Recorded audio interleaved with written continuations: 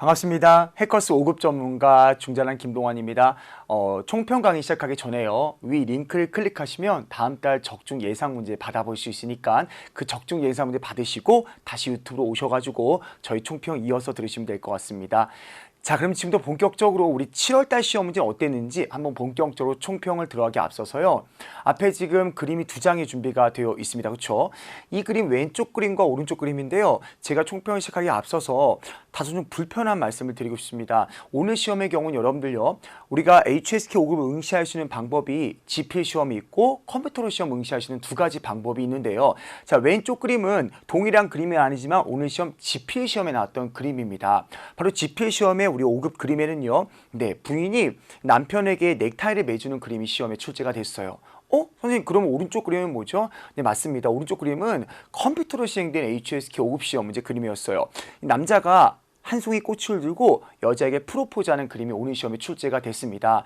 오늘 시험은 안타깝게도 이 지필 시험과 컴퓨터 시험의 문제가 달랐어요. 이 총평은 지필 시험을 바탕으로 한 총평을 다시 한번 전달드리면서 본격적으로 저랑 같이 총평 난이도부터 한번 살펴보도록 하겠습니다. 여러분들요, 오늘 지필 시험의 난이도는요, 이렇게 정리해 볼 수 있습니다. 일단은 듣기 일부분이 많이 여러분들 어렵게 출제가 됐습니다. 원래 듣기 일부분은 들리는 게 정답이 문제가 많은데 오늘도 그런 문제는 있었어요.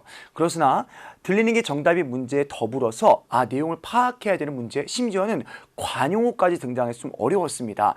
그렇기 때문에 상대적으로 듣기 이 부분이 쉬웠고요. 듣기 이 부분 단문은 평이한 난이도였습니다. 물론 절대적으로는 듣기 이 부분 단문이 가장 어렵죠. 그런데 매 시험은 추세와 동향을 살펴보는 게 총평이기 때문에 오늘 시험은 듣기 1부분이 좀 많이 어려웠다. 독해 좀 설명드리겠습니다. 독해는 오늘 1부분과 2부분이 전반적으로 거의 다 어려웠죠. 아마 독해를 풀면서 진짜 독해 정말 어렵다라는 느낌을 받았을 겁니다.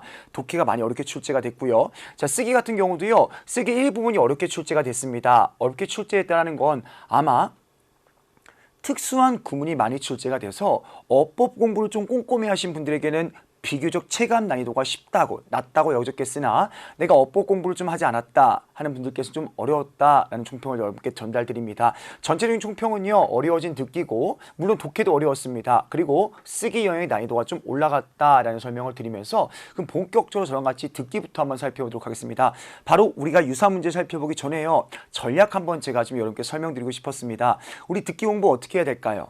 가 아니라 어떻게 정답을 맞춰야 될까요?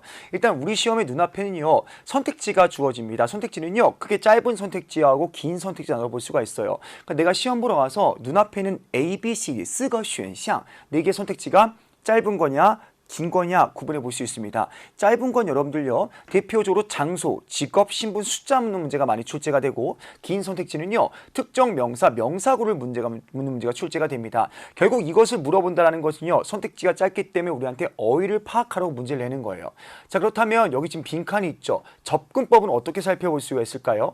만약에 내가 짧은 선택지를 봤는데 그것이 장소, 직업, 신분, 숫자를 묻는 문제다 하면 여러분들요, 그렇습니다. 같은 단어가 들리는 게 아니라요, 우리한테는 어떤 단어? 관련 어휘가 들립니다. 관련 어휘. 예를 들어서 책을 빌려주다, 반납하다를 들려주고 도서관 이렇게 찾는다는 문제가 나오는 거죠. 회진하다, 수술하다, 정답 의사 이렇게 문제 나오는 게 바로 보다 관련어입니다. 그리고요, 특정 명사나 명사를 공략하는 건 오늘 시험에도 많이 출제가 되는데요. 이것은 실제 시험에 같은 단어가 등장하는 경우가 많습니다. 이제 같은 어휘가 등장하는데 같은 어휘가 하나만 들리는 게 아니라 2개 이상 들리기 때문에 메모해야 될 필요성이 있는 부분입니다. 선택지가 짧은 게 있다면 긴 것도 있죠. 긴 거 같은 경우에 만약에 내가 선택지를 봤는데요, 선택지가 길어요. 길다라는 건 수로와 목적어로 구성된 선택지가 긴 선택지입니다. 이 수로와 목적어로 구성된 선택지일 때는 그 경우 여러분들요, 주어가 있는 경우다. 이건 여러분들 상황 파악해야 되는 문제고, 얘는 여러분들 문제 풀 때 어떻게 문제 푸셔야 돼요? 속어법으로 문제 푸셔야 됩니다. 따로 메모할 필요는 없어요. 왜냐하면 주어, 수로, 목적어 갖춰져 있기 때문에 속어하면서 문제 푸시면 돼요. 그리고 만약에 이것이 주어가 없다 할 때는요, 기억하셔야 됩니다. 무조건 듣고 있으면 안 되고 남자와 여자, 그 다음 여러분들께서 제3자를 뭐 하셔야 돼요? 구별하셔야 됩니다. 그리고 중잘남의 소리학습법을 바탕으로 해서 문제 푸셔야 되고요. 당연히 정답 체크라는 건 대화를 들으면서 체크해야 되는 문제도 있고요. 대화를 다 듣고 메모한 또는 기억한 내용을 바탕으로 정답을 체크하는 문제도 있다는 거. 자, 그렇다면 이것을 바탕으로 해서 오늘 시험 우리 유사 문제 한번 살펴보도록 하겠습니다. 유사 지문입니다. 이런 지문이 들렸죠. 其实我跟他不是同事我们住在 위아래 침대를 사용하고 있대요. 그런데 들리는 건 모두 들렸어요. 동시도 들렸죠. 그렇지만 A번 동시는 정답이 아니고요. 왜냐하면 우리들은 사실 직장 동료가 아니라 어디 살고 있다? 위아래 침대를 같이 지내고 있다라고 했잖아요. 그렇죠? 그럼 뭐가 되는 거죠? 룸메이트, 室友 또는 이렇게 쓰기도 하죠. 舍友라고 파악할 수 있어야 됩니다. 어려웠던 문제였죠. 들리는 게 정답은 아니었고 요걸 알아들었어야 풀 수 있는 문제다. 자, 그다음 이런 표현도 있죠. 치티에이나 이거 싱치 같은 거 들려주고 이거 리빨 같은 거 찾는 거.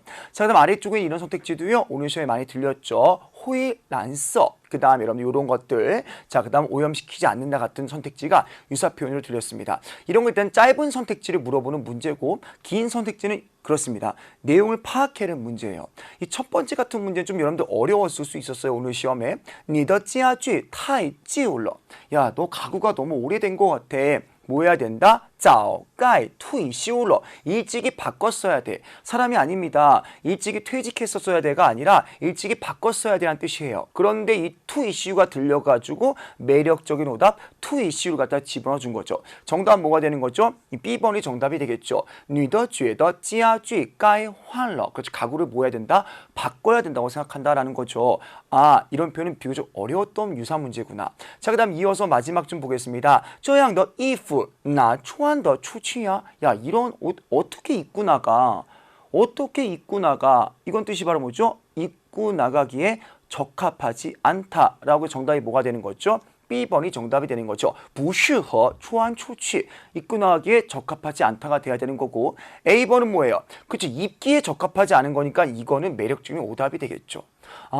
선택지가 짧은 것은 비교적 들리는 게 정답의 문제가 많고 내용 파악하는 문제도 있습니다. 그렇지만 선택지가 긴 문제 같은 경우는 이렇게 뭘 파악해야 된다? 상황 파악하는 문제가 많이 등장한다. 라고 여러분 제가 추가 설명드립니다. 그 다음 제가 오늘 시험 보면서 많이 놀랐어요. 역시나 해커스 교재, 그 다음 해커스 어휘집에서 시험 문제가 많이 출제가 됐습니다. 제가 하나 가져와 봤거든요. 여기 지금 맨 위에 나와 있죠. 해커스 교재 가지고 계신 분들은요. 쪽수 56쪽입니다. 特别淘气 같은 거 뭐죠 여러분들요? 很调皮 그대로 오늘 시험에 유사지문으로 출제가 됐습니다. 이렇게 해서 교재에 나와 있는 왼쪽에는 우리 시험에 등장하는 들리는 것들, 근데 오른쪽에는 정답이었던 것들 또는요 오른쪽 것이 들리고 왼쪽이 정답일 수 있어. 같이 함께 공부하셔야 됩니다.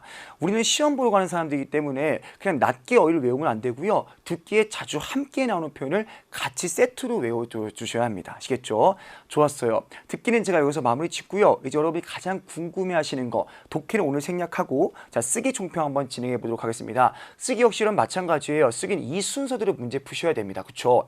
일단 우리는 항상 시간에 쫓기기 때문에 시간 내에 문제 푸는 게 시험이죠. 그래서 우리가 시간을 단축해야 됩니다. 시간 단축은 어디서 한다? 어휘를 묶는 거에 달려있다. 일단 아주 기본적인 거죠. 덧자, 양사, 계사 다음에 명사 나온다.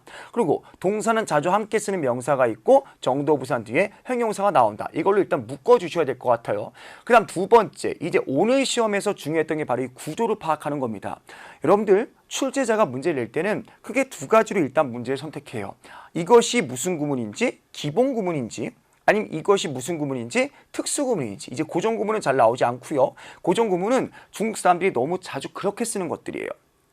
그런 것들보다는 비교적 기본 구문과 특수 구문이 시험 출제가 되는데요. 지금 2019년 들어서 1월부터 6월까지는 계속 기본적인 구문이 많이 출제가 됐습니다. 선생님 기본 구문이 뭐예요? 그냥 나한테 주어, 수어, 목적어 나열하는 겁니다.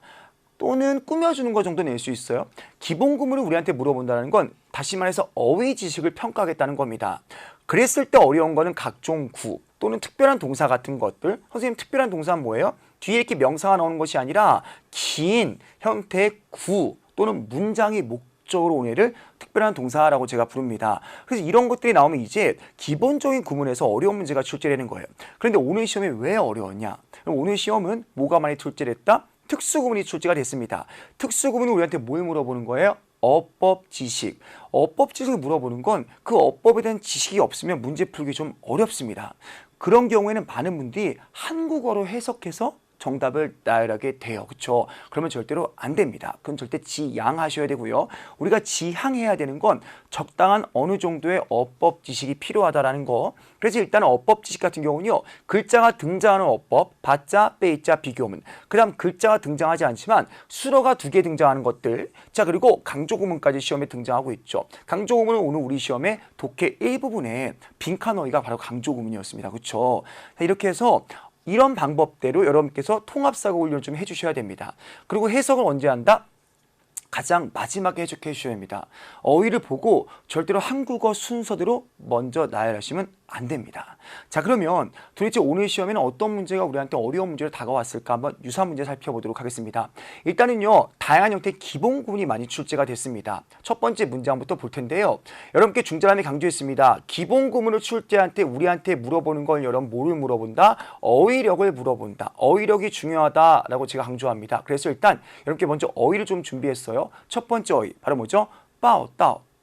지금 현장 강의 수강하시는 분들 또는 인터넷 강의 수강하시는 분들은 제가 119 단어에서도 강조했습니다. 빠오, 따오. 빠오, 따오. 그럼 뜻이 바로 뭐죠? 도착을 알리다. 그럼 이 동사는 여러분 언제 쓰는 거예요? 이런 경우에 여러분 쓰는 겁니다. 만약에 학교에서 이제 내가 고등학생이 될 것 같아요. 고등학교에서 나한테 루취 통지수 채용 통지서를 보냈어요. 합격 통지서 입학하라고요.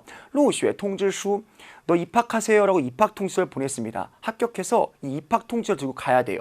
첫날 통지서 들고 내가 가죠. 저 여기 왔습니다. 라고 하는 걸 뭐라고 그래요? 빠오 따라고 합니다. 빠오 따오. 사실은 이 문장은 여러분들께서 이렇게 만약에 출제가 됐다면 사실 글자도 4개밖에 안 됐기 때문에 쉽다라고 느꼈겠지만 자세히 관찰하면 헷갈릴 수 있었어요. 왜냐? 너무너무 중국 사람들이 자주 쓰는 표현인데 이런 표현을 내가 본 적이 없었다면 어려울 수 있었겠죠. 그리고 이거 혹시 마지막에 뭐까지 체크해야 된다는 거? 그렇습니다. 물음표까지 체크해야 되는 게 좀 어려웠죠. 신성 什么时候报到? 신입생들이 언제 도착을 알리냐. 그러니까 첫날 쓸 수 있는 표현이 되는 거죠. 바로 저 报到라는 거에 어휘를 가지고 풀 수 있는 문제였습니다. 기본 구문은 뭐가 중요하다? 어휘력이 중요하다. 두 번째 문장 좀 살펴보겠습니다. 交罚款. 자주 함께 쓰는 호응구죠. 그런데 앞에 있는 交가 뭐다 여러분들요? 동사. 뒤에 있는 게 이게 바로 뭐다? 명사다라는 거 알아야 됩니다. 그렇죠? 그는요. 像 누구에게 법원에 동작을 받는 대상, 법원에 交了 냈다라는 거죠. 뭘 냈어요? 이 정도의 벌금을 냈다라고 파악할 수 있습니다. 호응구를 알아야 풀 수 있는 문제였다라는 거죠. 기본 구문은 어휘력이 중요하다. 좋습니다. 세 번째 또 살펴보겠습니다. 兑换. 너무너무 중요한 동사죠. 사실 이게 들리면 은행이 정답이라고 나오는 듣기 문제도 많은데요. 这些钱能兑换. 그렇습니다. 兑换. 그렇죠. 人民币 파악할 수 있고요. 중요한 것은 여기 多少 위치가 헷갈렸을 수 있어요. 그쯤에 어디 간다? 人民币와 兑换 사이에 들어가야 되는 거죠. 그 다음 네 번째입니다. 需要. 뭐뭐 할 필요가 있다. 뒤에 또 뭐다? 동사 나온다는 거 알아야 돼요. 자, 이렇게 해서 만약에 시험 문제 어떻게 출제가 됐다? 자, 이렇게 출제가 됐다면 需要 뒤에 또 동사가 나온다. 接受诊疗 진찰을 치료를 받다라는 거죠. 그러니까 외할머니는 빨리 뭐 해야 된다? 진찰 받을 필요가 있다라고 해석할 수 있어야 됩니다. 기본 구문은 뭐가 중요하다? 어휘력이 중요하다. 그렇다면 특수구문은 중자람이 강조했었죠? 자, 뭐가 중요하다? 특수구문 여러분들요? 어법 지식이 중요하다. 그러니까 앞에 있는 어법 지식을 내가 알고 있어야지만 풀 수 있는 문제다라는 거죠. 첫 번째 문제부터 좀 보겠습니다. 첫 번째 문제 여러분들요. 만약에 시험 문제 어떻게 출제가 됐다면 자, 이렇게 출제가 됐다면 여러분들은 아마 이 뒤에 있는 거 있죠. 그렇죠. 报社工作 요것이 여기 가는 게 여러분들 입장에서는 어려웠을 거예요. 그렇죠. 많은 학생들이 혹시나 빼자 뒤에다가요. 뭘 갖다 붙여서 쓸 수 있다? 그렇죠. 报社를 갖다가 여기 빼자 뒤에 갖다 썼을 수도 있습니다. 그렇죠. 중자남이 이거는 인터넷 강의 그 다음 현장 강의에서 강조했습니다. 우리 여러분들요. 빼자 문에서 여러분들요. 자, 빼자 문의 중요한 것은 빼자 앞에 보통 뭐가 나온다? 피해 당한 것이 나오고 뒤에는 가야한 것이 나오는데 얘는 뭐 할 수 있다? 생략할 수 있다. 왜 생략해요? 누군지 모르니까 못 쓰는 거죠. 두 번째는 누군지 다 아는 거니까 생략하는 거죠. 그래서 이 문장 여러분들요. 그가 빼 누구에 의해서 分配到了 배치가 된 거죠. 어디로 배치가 됐어요? 报셔. 그렇죠. 여기까지가 첫 번째 문장이 되는 거고요. 그럼 첫 번째 수로는 뭐가 되는 거죠? 요게 펀페이가 첫 번째 수로가 되는 거고 꽁쭈어 얘는 뭐죠? 두 번째 수로가 된다고 파악할 수 있겠죠. 그래서 이것은 빼이자문과 우리 수로가 두 개 이상 등장하는 연동문이 함께 쓰이는 문장입니다. 두 번째 한번 살펴보겠습니다. 두 번째 문장은요. 징따지야 이렇게 앞에 쓸 수 있는 것들 이게 바로 뭐죠 여러분들요? 겸업이다라는 거 파악할 수 있겠죠. 징따지야 원래는 문장 앞에 누군가가 있는 건데 생략된 거죠. 징따지야 그래서 징이 항상 문장 맨 앞에 나온다. 그 다음 순서대로 써야 되는 거죠. 외려 뭐를 둘러싸고요? 이 주제를 둘러싸고 뭐를 여러분 진행하는 거죠? 토론을 진행하는 거다라고 파악할 수 있습니다. 아시겠죠? 징따지야围绕这个主题进行讨论. 이 주제를 둘러싸고 토론을 진행해 주세요. 정리해 볼 수 있습니다. 자, 이어서 세 번째 문장 살펴보겠습니다. 세 번째 문장은 바로 뭐가 된다? 자, 비교문이 되는 거죠. 연장 발표란 뜻의 명사입니다. 뿌루 A는 B만 못하다. 뭐가 더 낫다? B가 낫다라고 파악할 수 있고요. 비교문의 포인트는 항상 구체적인 게 어디 자리에 나오고 A 자리에 나오고 간단한 것이 비교 대상 자리에 나온다라고 체크할 수 있었어야 됩니다. 그래서 여기 그렇죠. 티엔 더 뒤에 뭐가 생략된 거죠? 연장이 생략됐다라고 파악할 수 있습니다. 아시겠죠? 이렇듯 우리한테는 기본적인 구문을 묻는 문제는 어휘력이 필요하고요. 특수한 구문을 묻는 문제는 어법적 지식이 필요하다. 이렇게 제가 오늘 총평을 전달해 드립니다. 자, 그리고 이제 본격적으로요. 간단하게 제가 인터넷 강의와 현장 강의 소개하겠습니다. 여러분이 지금 저와 함께하는 이 순간은요. 우리 해커스 중국어 사이트에 여러분께 준비한 30일 학습 커리큘럼의 바로 몇 번째? 네 번째에 해당하는 단계입니다. 시험 당일. 오늘 지금 시험이 시행됐고 오늘 총평을 진행합니다. 혹시나 5급 공부를 희망하시는 분들께서는 이 순서대로 있죠. 자, 시험 1개월 전에 개념 강의를 듣고 자, IBT 모의고사, 자, 적중 예상 문제, 시험 당일, 자, 끝나고 시험 후는 뭐 됐고요. 뭐 하시면 좋겠죠. 앞에 거 순서대로 따라오시면 좋을 것 같습니다. 그리고 현장 강의를 수강하시는 분들은요. 이 세 권의 교재로 수업을 진행합니다. 단어장, 그 다음 제가 만든 부교재 사진 보고 놀라지 마세요. 접니다 여러분들. 자, 그리고 여기 있는 거 해커스 개념서입니다. 이렇게 해서 수업 진행한다 라고 이렇게 전달 드립니다. 7월 시험 여러분들 끝났습니다. 시험은 정직해요. 좀 내가 아쉬운 느낌이 든다 하시는 분들은 좀 더 노력해서 다음 시험을 도약할 준비하시면 될 것 같고요. 오늘 시험 보고 오신 분들 너무너무 고생 많이 하셨습니다. 감사합니다.